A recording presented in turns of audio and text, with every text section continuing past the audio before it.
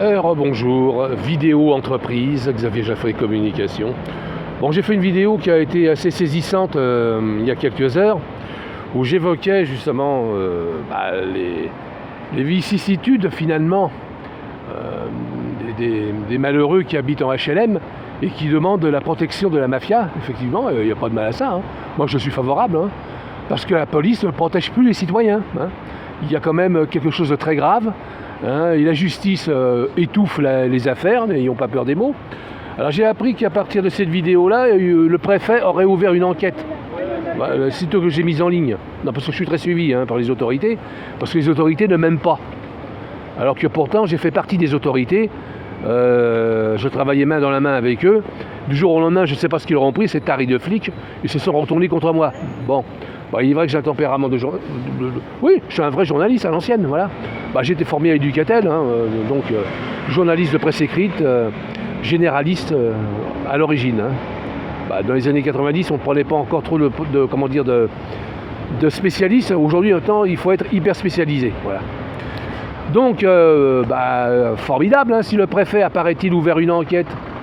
Reste à savoir si l'enquête va aboutir, parce qu'elle sera certainement refermée très rapidement. Because la franc-maçonnerie, la secte d'État.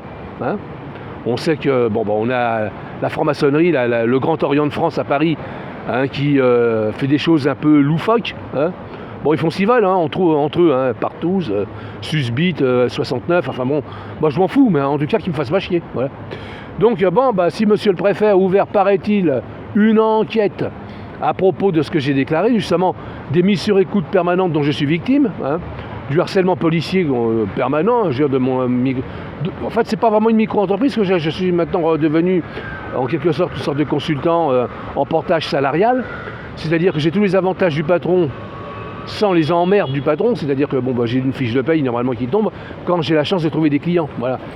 Et il faut que je sois suréquipé pour ça, je n'ai pas d'ordinateur, je travaille qu'avec un téléphone, et donc c'est assez compliqué. Donc on va voir, je suis curieux de savoir de quelle préfecture il s'agit, la préfecture de police de Paris ou la préfecture du Val-de-Marne à Créteil, qui a ouvert cette enquête. Parce qu'il y a des rumeurs là à Paris, ça bouge là. J'ai des oreilles un peu partout, je suis un vrai fenec, je capte tout. Donc je suis sur écoute. Mes vidéos sont très peu vues, mais elles sont très consultées néanmoins, grâce à quoi? Au logiciel pirate, voilà. Donc dans Paris, il y a pas mal d'enfants de salauds, des indiques qui travaillent pour les flics, qui sont en train de me piller ni plus ni moins. Mais c'est pas grave, je continue. Je fais comme si rien n'était. Alors de temps en temps, les flics me ramassent, ça arrive. Je me fais arrêter par les flics, régulièrement même. Si j'ose dire, ça recommence. Bon, c'est pas grave, pas de violence, je me laisse faire. Très courtoisement, on me conduit au commissariat. Très aimablement, en général, je les emmerde, je les encombre, mais ils sont obligés d'obéir, parce qu'il y a un beau salaud que j'ai baptisé le chef des opérations. Il travaille pour le ministère de la Justice et son objectif serait de me faire incarcérer officiellement. Il veut me mettre au trou. Moi, je recherche activement, lui aussi, à travers tout le bassin parisien, et je ne vous cache pas, je le veux mort ou vif. Il n'aura pas intérêt à se défiler devant moi, donc j'aurais chopé, d'accord? Voilà.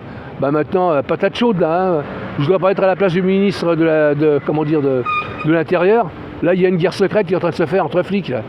Ouais, et journalistes. Bon, bonne journée, demain c'est week-end.